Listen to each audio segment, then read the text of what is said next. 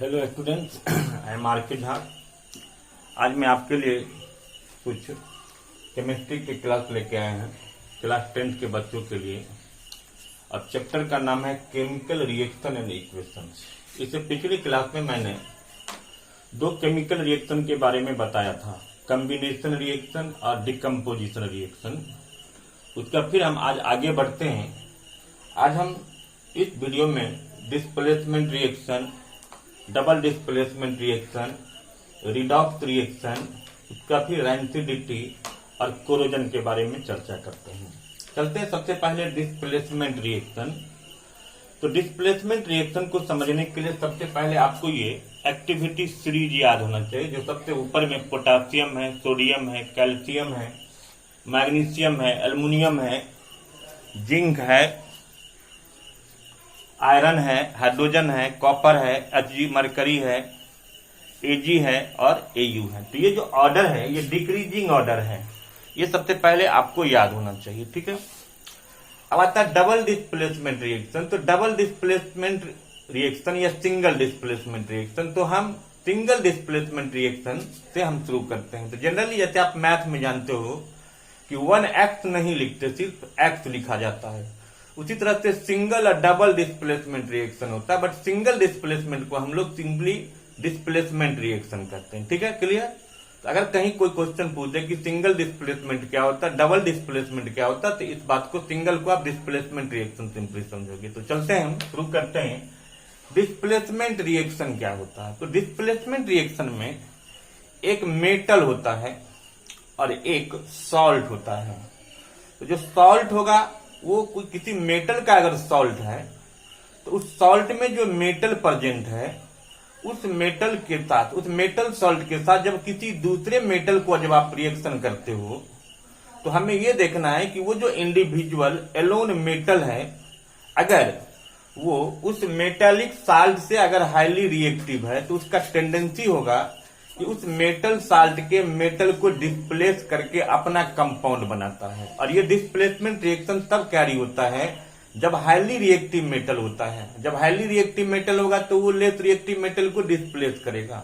अगर किसी highly reactive metal salt के साथ जब किसी लेस रिएक्टिव मेटल को जब आप रिएक्शन करोगे तो वो केमिकल रिएक्शन कैरी ही नहीं होगा। ठीक है। तो हम डिस्प्लेसमेंट रिएक्शन को हम कैसे डिफाइन करेंगे? तो डिस्प्लेसमेंट रिएक्शन का मतलब होता है the chemical reaction in which a highly reactive metal displaces the least reactive metal from its salt solution, and this reaction takes place between metal and metallic salt. For example, if I write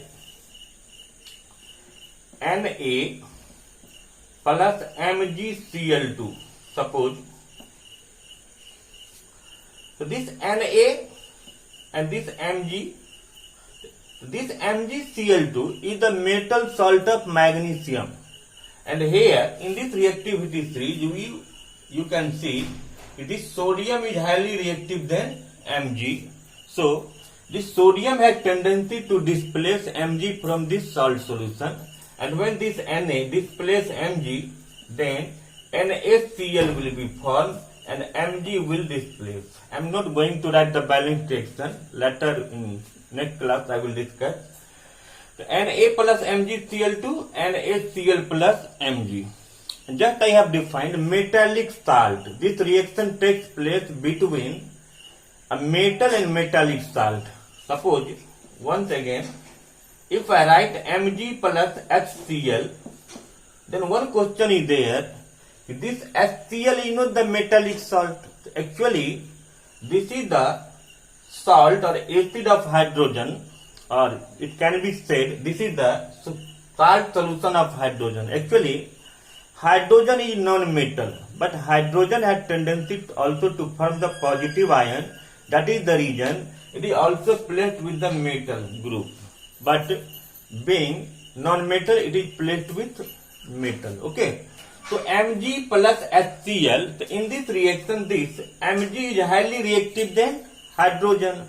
So Mg will displace hydrogen from HCl and it will form MgCl2 plus H2. Hydrogen gas will form. Next, suppose if I write Na plus KCl.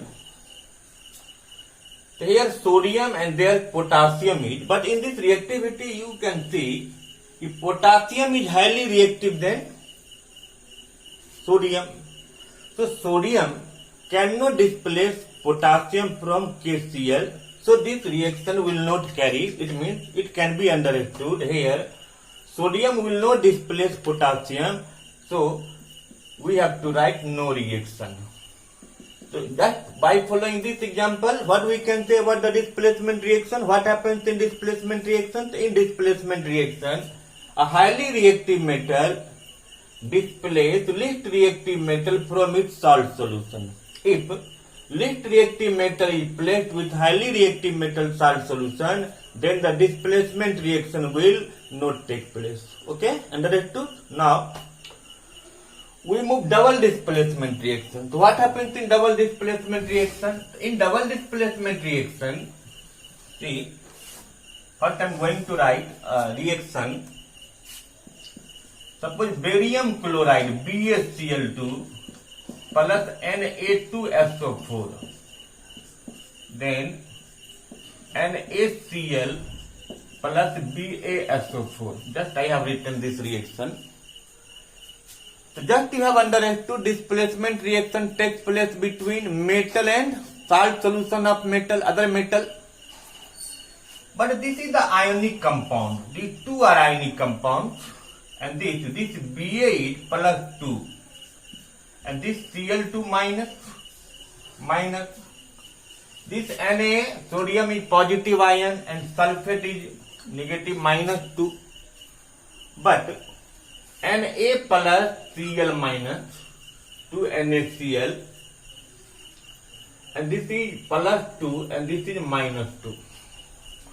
In this reaction, see, these two are ionic compounds, and in this reactant side, negative ion with barium is chlorine. But when the product has been formed, then this has been changed. This negative has goes with this, and this negative has just exchanged. See. So what can you say in this reaction? This reaction, first thing is, this reaction is taking place between two ionic compounds. Clear? If the compounds are ionic, it means that compound will consist both type of ions, negative as well as positive ions. And when two ionic compounds will be placed with each other, then both the compounds will exchange their ions. You can see, just see, exchange of ions is taking place. So, in double displacement reaction, what happens? The double displacement reaction takes place between two ionic compounds, and when two ionic compounds are placed with each other, then the exchange of ions takes place. So, double displacement can be defined as the chemical reaction in which exchange of ions takes place. When between two ionic compounds, when the exchange of ions will be take place, then the reaction will be double displacement reaction. Okay, clear? But in double displacement reaction, along with double displacement reaction, we have to know about also the precipitation reaction. The precipitation reaction is also the part of double displacement reaction. Actually, in double displacement reaction, reactant as well as product, both are the ionic compounds. And mainly what happens? Mainly exchange of ions takes place. When exchange of ions takes place, then after exchanging the ion के exchange होने के बाद भी जो compound बनता है वो भी आयनिक ही होता है. लेकिन जब ये दो आयनिक कंपाउंड होता है तो उसमें कभी कभी क्या होता है कि दोनों वाटर सोल्यूबल हो सकता है, या कभी कभी एक वाटर सोल्यूबल होता है और एक वाटर इनसोल्यूबल होता है. तो जिस डबल डिस्प्लेसमेंट रिएक्शन में जब एक प्रोडक्ट जब वाटर इनसोल्यूबल होगा तो उस वाटर इनसोल्यूबल सब्सटेंस का जब फॉर्मेशन होता है उस केमिकल रिएक्शन में, तो वो कंटेनर में जाके नीचे में रेसिड्यू बना लेता है जिसको हम प्रिसिपेट्स कहते हैं. इसको हम पीपीटी लिखते हैं. ठीक है. तो प्रिसिपिटेशन रिएक्शन का मतलब होता है कि जिस केमिकल रिएक्शन में किसी वाटर इंसॉल्युबल सब्सटेंस का फॉर्मेशन हुआ उसको हम प्रिसिपिटेशन रिएक्शन कहते हैं। फॉर एग्जांपल, जब बेरियम क्लोराइड जब सोडियम सल्फेट के साथ कंबाइन किया तो सोडियम क्लोराइड बनता है, जहां सोडियम क्लोराइड वाटर सोल्यूबल होता है। हम जानते हैं कि नमक पानी में घुल जाता है। बट जो ये BaSO4 है, इसके पास अगर आप ऐसे लिख देते हो डाउनवर्ड एरो, इसका मतलब ये समझा जाएगा कि ये BaSO4 barium sulphate water insoluble है, जिसको लोग प्रिसिपेट्स कहेंगे। मतलब इस रिएक्शन में प्रिसिपेट का फॉर्मेशन हो गया। या तो आप डाउनवर्ड एरो दो, या डाउनवर्ड एरो नहीं है तो आप इसको PPT भी लिख सकते हो, जिस PPT का मतलब हो गया कि वाटर इंसॉल्युबल है। और जिस केमिकल रिएक्शन में वाटर इंसॉल्युबल सब्सटेंस का फॉर्मेशन होता है, स्पेशली डबल डिस्प्लेसमेंट रिएक्शन में, उसको हम प्रिसिपिटेशन रिएक्शन करते हैं। क्लियर? तो डिस्प्लेसमेंट और डबल डिस्प्लेसमेंट रिएक्शन समझे कि डबल डिस्प्लेसमेंट रिएक्शन में आयन का एक्सचेंज होता है, जहां पर दोनों रिएक्टेंट क्या आयनिक कंपाउंड होते हैं। डिस्प्लेसमेंट रिएक्शन एक मेटल और दूसरे मेटालिक सॉल्ट के बीच में होता है, जहां पर अगर मेटालिक सॉल्ट अगर लिस्ट रिएक्टिव, मेटालिक सॉल्ट का जो मेटालिक पार्ट है अगर वो लिस्ट रिएक्टिव है तो वो हाईली रिएक्टिव मेटल के द्वारा डिस्प्लेस हो जाता है। अगर ऐसा नहीं है तो डिस्प्लेसमेंट रिएक्शन नहीं होता है। क्लियर? डिस्प्लेसमेंट और double displacement reaction. Precipitation reaction भी समझ गए, मतलब जिसमें प्रिसिपेट्स का मतलब जिसमें वाटर इंसॉल्युबल सब्सटेंस का फॉर्मेशन होता है। क्लियर? चलिए अब चलते हैं रिडॉक्स रिएक्शन। देखिए, जैसे रिडॉक्स रिएक्शन का मतलब हुआ कि अभी मैंने यहाँ ऑक्सीडेशन और रिडक्शन लिखा है। तो ऑक्सीडेशन और रिडक्शन का मतलब जब दोनों रिएक्शन साथ साथ होगा। समझते हैं ऑक्सीडेशन क्या होता है और रिडक्शन क्या होता है। सबसे पहले हम बात करेंगे कि रिडॉक्स रिएक्शन क्या होता है। देखिए, रिडॉक्स में red for reduction and ox for oxidation, कि जिस केमिकल रिएक्शन में ऑक्सीडेशन और रिडक्शन साइमल्टेनियसली होगा, मतलब दोनों रिएक्शन साथ साथ होगा, उसको हम रिडॉक्स रिएक्शन कहते हैं। ठीक, अब जैसे एग्जांपल से और समझते हैं। Like CuH2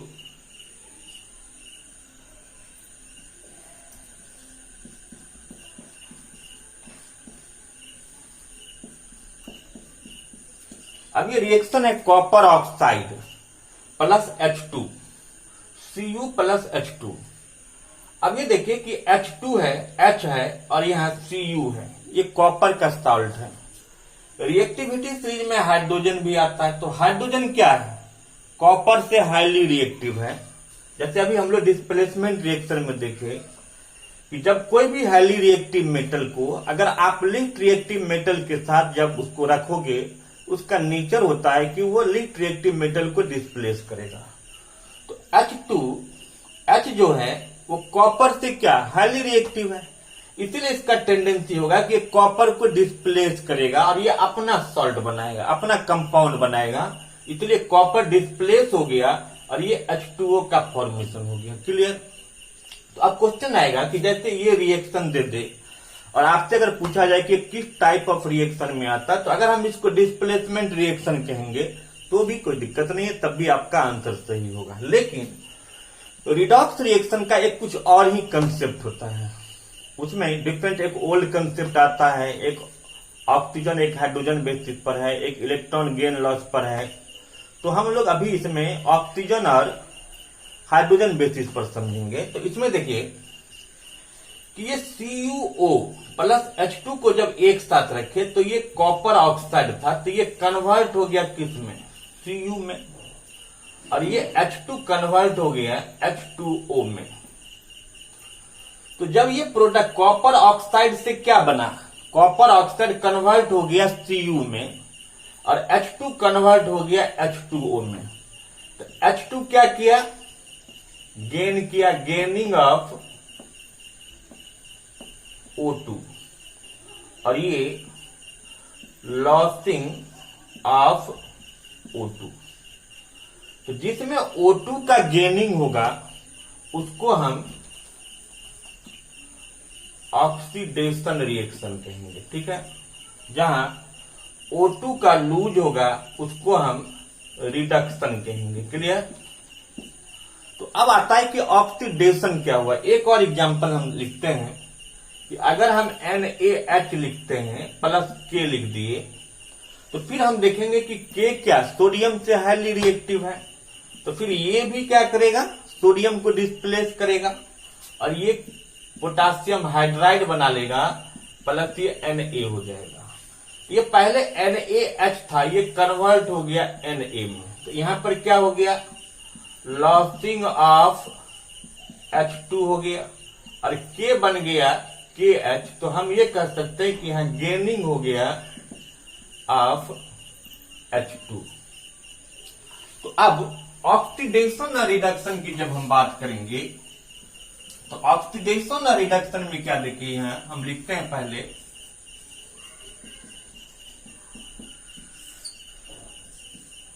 gaining of O2 या लॉसिंग ऑफ H2। और जब रिडक्शन होगा तो रिडक्शन में लिखेंगे गेनिंग ऑफ H2 और लॉसिंग ऑफ O2। तो कहने का मतलब ये हुआ कि जिस केमिकल रिएक्शन में ऑक्सीजन का गेनिंग होगा या हाइड्रोजन का रिमूवल होगा, उसको हम क्या कहेंगे, ऑक्सीडेशन। या तो ऑक्सीडेशन में क्या होता है कि ऑक्सीजन गेन होता है या हाइड्रोजन रिमूव होता है, बट रिडक्शन में क्या होता है, हाइड्रोजन गेन होता है या ऑक्सीजन का रिमूवल होता है। तो जहां अब ये जो मैंने दो एग्जाम्पल लिया है A और B, यहां पर हाइड्रोजन ने क्या किया, ऑक्सीजन को गेन किया, क्योंकि पहले H2 था, अब ये H2O बन गया। इसका मतलब H2 ने ऑक्सीजन को गेन किया, तब जाके ये H2O बन गया। तो इसका मतलब H2 का ऑक्सीडेशन हुआ और कॉपर ऑक्साइड जो था इसमें से ऑक्सीजन का रिमूवल हो गया। तो जब जिसमें से ऑक्सीजन का रिमूवल होता है वो रिड्यूस हो जाता है, और जो ऑक्सीजन को गेन करेगा वो ऑक्सीडाइज हो गया। क्लियर। तो ऑक्सीडेशन और रिडक्शन क्या हुआ, इसमें भी हम क्या देखते हैं कि यहाँ पर हाइड्रोजन का रिमूवल हो रहा है और ये हाइड्रोजन को गेन कर रहा है। तो केमिकल जब हम इसका डेफिनेशन देंगे ऑक्सीडेशन का और रिडक्शन का, तो सिंपली कहना है कि जिस केमिकल रिएक्शन में ऑक्सीजन का गेनिंग होगा या हाइड्रोजन का रिमूवल होगा वो ऑक्सीडेशन होगा, जिसमें हाइड्रोजन का गेनिंग होगा और ऑक्सीजन का रिमूवल होगा वो रिडक्शन होता है। क्लियर। ऑक्सीडेशन और रिडक्शन इस बेसिस पर, इस कंसेप्ट पर। अब आते हैं ऑक्सीडाइजिंग एजेंट, ऑक्सीडाइजिंग एजेंट, और एक आता है रिड्यूसिंग एजेंट। तो सिंपल आपको समझना है कि जो ऑक्सीडाइजिंग एजेंट कहते किसको है, जो ऑक्सीजन देता है, जो ऑक्सीजन देता है या हाइड्रोजन लेता है। तो जिसने ऑक्सीजन दिया या जिसने हाइड्रोजन लिया वो ऑक्सीडाइजिंग एजेंट होगा, और जो ऑक्सीजन लिया या हाइड्रोजन दिया वो रिड्यूसिंग एजेंट होगा। क्लियर। तो अब देखिए कि इस रिएक्शन में, ऊपर वाले रिएक्शन में ऑक्सीजन को गेन किया है H2 ने, बट H2 को ऑक्सीजन दिया किसने, तो कॉपर ऑक्साइड ने दिया, CuO दिया। तो जो देता है ऑक्सीजन वो ऑक्सीडाइजिंग एजेंट है, इसीलिए इस रिएक्शन में CuO ऑक्सीडाइजिंग एजेंट है, और जो ऑक्सीजन लेता है वो रिड्यूसिंग एजेंट हो गया। तो H2 क्या, रिड्यूसिंग एजेंट हो गया। ठीक है। तो जो ऑक्सीजन दे देता है तो देने के बाद वो खुद रिड्यूस हो जाता है, और जो ऑक्सीजन ले लेता है तो लेने के बाद ऑक्सीडाइज हो जाता है। तो ऑक्सीडाइज कौन हुआ और रिड्यूस कौन हुआ, तो ये रिड्यूस हो गया, कॉपर ऑक्साइड रिड्यूस हो गया और H2 क्या, ऑक्सीडाइज हो गया। क्लियर। अब नीचे वाले रिएक्शन में आते हैं। तो नीचे वाले रिएक्शन में है कि जिसने हाइड्रोजन दिया, तो जो हाइड्रोजन देता है वो रिड्यूसिंग एजेंट होता है, और जो हाइड्रोजन लेता है वो ऑक्सीडाइजिंग एजेंट होता है। तो नीचे वाले रिएक्शन में हाइड्रोजन कौन लिया, पोटासियम। तो जो लिया है तो ये इसको आप क्या कहोगे कि जो हाइड्रोजन लेता है, तो जो हाइड्रोजन लेता है उसको हम क्या कहेंगे, ऑक्सीडाइजिंग एजेंट। तो ये क्या हुआ, ऑक्सीडाइजिंग एजेंट हो गया, और ये क्या, तो ये रिड्यूसिंग एजेंट हो गया। क्लियर। तो इसमें हम ऑक्सीडेशन और रिडक्शन दोनों रिएक्शन साथ साथ हो रहा है। तो जिस केमिकल रिएक्शन में ऑक्सीडेशन और रिडक्शन साइमल्टेनियसली होता है उस रिएक्शन को हम रिडॉक्स रिएक्शन कहते हैं। उसके बाद कितने तरह के रिडॉक्स रिएक्शन होते हैं? तो रिडॉक्स रिएक्शन दो तरह के होते हैं, एक ऑक्सीडेशन होता है और एक रिडक्शन होता है। ऑक्सीडेशन में क्या होता है? तो ऑक्सीडेशन में हाइड्रोजन का गेनिंग होता है या हाइड्रोजन का रिमूवल होता है। रिडक्शन में क्या होता है? तो रिडक्शन फिर इसका उल्टा बता दो कि हाइड्रोजन का जो है ना, रिडक्शन में हाइड्रोजन का गेनिंग होता है और ऑक्सीजन का रिमूवल होता है। फिर आएगा ऑक्सीडाइजिंग एजेंट, किसको कहते हैं? तो जो ऑक्सीजन देता है या जो हाइड्रोजन लेता है, उस जो ऑक्सीजन देता है या हाइड्रोजन लेता है उसको हम ऑक्सीडाइजिंग एजेंट कहेंगे। जो ऑक्सीजन लेता है और हाइड्रोजन देता है उसको हम क्या? रिड्यूसिंग एजेंट कहेंगे। ऑक्सीडाइजिंग एजेंट रिड्यूस्ड हो जाता है, रिड्यूसिंग एजेंट ऑक्सीडाइज हो जाता है। तो इन सब बातों को आपको लिखना है। जनरली इससे क्वेश्चंस में पूछते हैं कि कोई रिएक्शन आपको दे देगा, फिर उसमें आपको टाइप्स ऑफ रिएक्शन बताना रहता है। कभी कभी पूछता है कि इसमें ऑक्सीडाइजिंग एजेंट कौन है, रिड्यूसिंग एजेंट कौन है, ऑक्सीडाइज कौन हुआ, रिड्यूस कौन हुआ। तो आपको इसी बेसिस पर आपको आंसर करना होगा 10th में। ठीक है, अब चलते हैं रैंसिडिटी। तो रैंसिडिटी, तो ऑक्सीडेशन में क्या होता है? अभी हम लोग देखें कि ऑक्सीडेशन में कोई भी चीज ऑक्सीडाइज होता है, मतलब वो ऑक्सीजन को गेन करता है। तो कोई भी खासकर जो फूड है, जो फैटी फूड है या स्पाइसी फूड है, जब उसको हम एक लंबे पीरियड के लिए, लॉन्ग पीरियड के लिए या एक एवरेज पीरियड के लिए जब हम उसको एक्सपोज कर देते हैं एयर में, या वो एयर के कांटेक्ट में आता है, तो वो फूड भी क्या करता है? ऑक्सीजन को गेन कर लेता है। जो सराउंडिंग एटमॉस्फेरिक ऑक्सीजन है उसको वो गेन कर लेता है। उसके बाद वो फूड ऑक्सीडाइज हो जाता है। ठीक, अब जब फूड ऑक्सीडाइज होगा तो ऑक्सीडाइज होने के बाद उस फूड का कंपोजिशन चेंज हो जाता, नेचर चेंज हो जाता, टेस्ट चेंज हो जाता, ऑर्डर चेंज हो जाता, कलर चेंज हो जाता। साथ साथ अब टेस्ट की बात मैं कर रहा था, स्मेल की बात कर रहा था, उसमें टेस्ट भी चेंज हो गया, उसमें स्मेल भी चेंज हो गया। तो उसमें फोल स्मेल आ जाता है, बैड टेस्ट आ जाता है। उसको हम क्या कहेंगे कि वो रैंसिडिटी हो गया। कौन क्या चीज रैंसिडिटी हो गया? तो जनरली जो एडिबल आइटम होता है, फूड आइटम होता है, स्पेशली जो ऑयली या फैटी होता है, उसका रैंसिडिटी होता है। इस तरह से रैंसिडिटी एक ऑक्सीडेशन प्रोसेस होता है जिसमें कोई ऑयली या स्पाइसी फूड ऑक्सीडाइज हो जाता है। मतलब वो ऑक्सीजन को गेन करने के बाद उसका टेस्ट और उसका स्मेल चेंज हो जाता है, उसको हम रैंसिडिटी कहते हैं। और जब कोई भी फूड रैंसिडिटी में चला जाता है, ऑक्सीडाइज हो जाता है, तो उस फूड को हम रैंसिड फूड कहते हैं। तो रैंसिडिटी समझ में आया। अब है कि हम किसी भी फूड को रैंसिडिटी से कैसे बचा सकते हैं। आप जैसे देखते हो कि मार्केट से अगर हम कोई भी पैकेज खरीदते हैं जंक फूड आइटम्स का, जैसे हम अंकल चिप्स खरीदते हैं, लेज खरीदते हैं, कुरकुरे खरीदते हैं, तो अगर हम 5 या 10 रुपए का पैकेट खरीदते हैं तो मार्केट में उस पैकेट का साइज बहुत बड़ा रहता है। बट जब आप उसमें से खाने फाड़ते हो, उसको जब निकालते हो उसमें थोड़े से मिलते हैं। तो कभी कभी मेरे मन में आ जाता है कि इसमें पूरा हवा भरा हुआ था, 5 रुपया में हवा भर के देता है। ऐसी कोई बात नहीं, उसमें नाइट्रोजन गैस फ्लश किया हुआ है। तो नाइट्रोजन गैस एक बैरियर का काम करता है। बैरियर कहते हैं जो कोई चीज को रोकता है।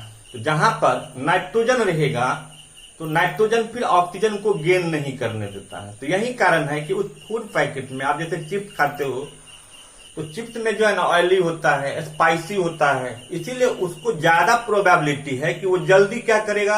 ऑक्सीजन को गेन करेगा, जल्दी वो रैंसिड हो जाएगा, यानी वो फूड जल्दी ऑक्सीडाइज हो जाएगा, वो जल्दी खराब होने का डर रहता है। इसीलिए उस फूड पैकेट में जो है नाइट्रोजन गैस को फ्लश कर देता है ताकि वो फूड ऑक्सीडाइज नहीं हो, उस फूड का कॉन्टैक्ट एटमॉस्फेरिक ऑक्सीजन से ना हो, इसीलिए उसमें नाइट्रोजन गैस फ्लश करते हैं। तो अब क्वेश्चन आता है कि हम किसी भी फूड आइटम को रैंसिड होने से कैसे बचा सकते हैं। तो किसी भी फूड आइटम को रैंसिड होने से बचाने के लिए सबसे पहला है by flushing nitrogen gas in food packets. कि जो मान लीजिए बहुत दिन तक फूड पैकेट रहता है उसमें हम उसको क्या करते हैं? नाइट्रोजन गैस फ्लश कर देते हैं। नाइट्रोजन गैस क्यों प्लस करती है तो आपको समझ में आ गया, क्योंकि वो बैरियर का काम करता है, फूड को ऑक्सीडाइज नहीं होने देता। दूसरा है कि बहुत ऐसे फूड आइटम्स होते हैं जिसको हम सनलाइट में सुखाते हैं, तो सनलाइट में सुखाने के बाद भी वो जल्दी, क्योंकि मॉइस्चर हट जाता है। बहुत ऐसे फूड आइटम्स होते हैं, जैसे ग्रेन आइटम सब होता है, जब वो मॉइस्चर के कांटेक्ट में आता है तो ज्यादा चांस होता है कि वो एटमॉस्फेरिक ऑक्सीजन को गेन करेगा। इसीलिए हम उसको टाइम टू टाइम क्या करते हैं, उसको सनलाइट में सुखाते हैं। तीसरा प्रोसेस है बहुत ऐसे, जैसे आप हरी सब्जी ले लो, फल ले लो, तो जो ग्रीन वेजिटेबल्स या फ्रूट्स हैं तो उसको अगर ऐसे हम कहीं एक्सपोज करेंगे तो वो जल्दी खराब होना शुरू हो जाता है। तो एक तरह से बायोलॉजिकल प्रोसेस में कुछ और कहेंगे कि एंजाइम सबका चेंजिंग होता है जिसके चलते वो खराब होता है, लेकिन इसके सेंस में हम कहेंगे कि वो भी एक तरह से रैंसिड हो रहा है, क्योंकि उसी एंजाइम के फॉर्मेशन में कुछ ऑक्सीजन का भी रोल होता है जो उसको रैंसिड करता है। तो हम उसको लो टेम्परेचर पर स्टोर करते हैं, या जिसको हम कहते हैं कि फ्रीजिंग, उसको हम जो है ना फ्रीज में रख के उसको हम प्रिजर्व कर सकते हैं। क्लियर? रैंसिडिटी क्या होता है, रैंसिड फूड का मतलब क्या होता है, या हम किसी भी फूड को रैंसिड होने से कैसे बचा सकते हैं। फिर इसमें आएगा कोरोजन। तो कोरोजन भी एक तरह का ऑक्सीडेशन प्रोसेस ही है, जो एक स्लो प्रोसेस होता है, जिस स्लो प्रोसेस में कोई भी मेटल को ग्रेजुअली ईटिंग किया जाता है, मतलब वो ऑक्सीजन उसको धीरे धीरे खा जाता है। इसको हम कोरोजन को डिफाइन कर सकते हैं, the slow process of oxidation या the slow process of eating up of metal by the action of moisture and oxygen is called corrosion. तो अब कोरोजन में मेटल का होता है, लेकिन वो डिपेंड करता है कि मेटल का नेचर क्या है। बहुत ऐसे मेटल्स होते हैं जो फ्री स्टेट में पाए जाते हैं, बहुत ऐसे होते हैं जो जल्दी वो रिएक्ट कर जाता है ऑक्सीजन के साथ। उसमें सबसे ज्यादा देखा गया है कि आयरन जो है वो सबसे ज्यादा कोरोड होता है, जल्दी खराब होता है, उसमें ज्यादा जंग लगती है। लेकिन वही जिंक है, सिल्वर है, तो इस सब का ज्यादा कोरोजन नहीं होता है। तो अब ये क्वेश्चन आता है कि कोरोजन का क्या मेरिट है या डिमेरिट है। तो कोरोजन का मेरिट भी है और डिमेरिट भी है। सबसे पहले मेरिट की बात करेंगे तो कुछ ऐसे मेटल्स हैं, जैसे आप ले लो एल्युमिनियम और जिंक, ये कुछ ऐसे मेटल्स हैं, जब इस मेटल के ऊपर में जब ऑक्साइड का लेयर बनता है, एल्युमिनियम ऑक्साइड या जिंक ऑक्साइड का जब लेयर बनता है, तो एक बार जब उसके ऊपर में लेयर बन जाता तो उसको वो फर्दर कोरोड नहीं होने देता, उसको फर्दर कोरोजन से क्या बचाता है। तो यहां पर हम क्या समझ सकते हैं कि एल्युमिनियम के केस में या जिंक के केस में कोरोजन होना अच्छी बात है, क्योंकि वो हमारे इकोनॉमी को बचाता है। तो यहाँ पर कोरोजन क्या हो गया, स्पेशली उस मेटल के रिस्पेक्ट में मेरिट हो गया कोरोजन का। लेकिन कुछ ऐसे मेटल्स हैं जैसे आयरन है, तो आयरन को अगर आप कहीं भी एक्सपोज कर देते हो तो वो जल्दी खराब हो जाता है और वो जल्दी पूरा गल जाता है। इसका मतलब क्या होगा कि उससे मेरे पैसे की बर्बाद होती है, यानी वो हमारे इकोनॉमी को डैमेज करता है। इसीलिए हम कहेंगे कि उस मेटल के रिस्पेक्ट में जब कोरोजन हो रहा है तो कोरोजन का यहाँ डिमेरिट्स होता है। क्लियर? अब है कि हम किसी भी मेटल को कोरोजन होने से कैसे बचा सकते हैं। तो देखते होंगे आपकी जब कहीं कोई घर बनता है तो लोग ग्रिल जब लगाते हैं या गेट लगाते हैं तो उसके ऊपर में जो है ना हम लोग पेंट अप्लाई कर देते हैं। तो पेंट क्यों अप्लाई करते हैं? पेंट आप इसलिए अप्लाई कर देते हैं कि पेंट जो है फिर उस मेटल पर एक बैरियर का काम कर रहा है, जो डायरेक्ट कांटेक्ट उस मेटल का ऑक्सीजन के साथ नहीं हो पाता है, इसीलिए हम उस पर अप्लाई कर देते हैं पेंट, ताकि उसका ऑक्सीडेशन ना हो, वो कोरोजन। आपने देखा होगा कि जो एल्युमिनियम का गेट सब होता है उसके ऊपर पेंट नहीं किया जाता है। क्यों नहीं किया जाता है? अगर आप कर दोगे तो कोई बात नहीं, बट वहां जरूरी ही नहीं है, क्योंकि उसके ऊपर में एक बार ऑक्साइड का लेयर बनेगा तो अब वो कोरोड नहीं होगा, वो लॉन्ग लाइफ चलेगा, वो ड्यूरेबल हो जाता है। अब बेफिक्र रहो, वो कभी खराब नहीं हो सकता। बट आयरन के केस में नहीं होता। अगर हम कहीं कोई आयरन का बार रख दें, 10-15 दिन भी रख देते हैं, तो क्या देखते हैं 2-3 दिन के बाद ही आप देखोगे उसके ऊपर में ब्राउन कलर का शेड आ जाता है। इसका मतलब वो हाई रेट से क्या कोरोजन हो रहा। तो पहला प्रोसेस है कि हम कोरोजन को कैसे प्रिवेंट कर सकते हैं, तो आप पेंट अप्लाई कर दो। दूसरा होता है गैल्वेनाइजेशन। गैल्वेनाइजेशन का मतलब होता है कि जो बहुत ऐसे मेटल होते हैं जो जल्दी कोरोड होता है, तो उसके ऊपर में हम क्या करते हैं, जो बहुत जैसे एल्युमिनियम है, जिंक है, जिसमें नहीं के बराबर कोरोजन होता है, उसका एक पतला तक थिन लेयर से उसके ऊपर में कोटिंग कर देते हैं, जहां पर वो बैरियर का काम करता है, उसको फर्दर कोरोजन से क्या बचाता है। उसको हम गैल्वेनाइजेशन करते हैं। जैसे जिंक का या एल्युमिनियम के ऑक्साइड का लेयर हम क्या करते हैं, तो किसी स्टील पर या आयरन पर लगा देते हैं तो वो बहुत ड्यूरेबल हो जाता है, तो वहां पर उस प्रोसेस को हम गैल्वेनाइजेशन कहेंगे। क्लियर। अब क्वेश्चन आएगा कि कोरोजन को क्या क्या चाहिए होने के लिए। अगर मान लीजिए हम किसी भी मेटल को सिर्फ ऑक्सीजन प्रोवाइड कर देंगे और उसको अगर वाटर नहीं मिलेगा तब भी कोरोजन नहीं होगा, सिर्फ वाटर में रख दोगे और ऑक्सीजन नहीं मिलेगा तब भी कोरोजन नहीं होगा।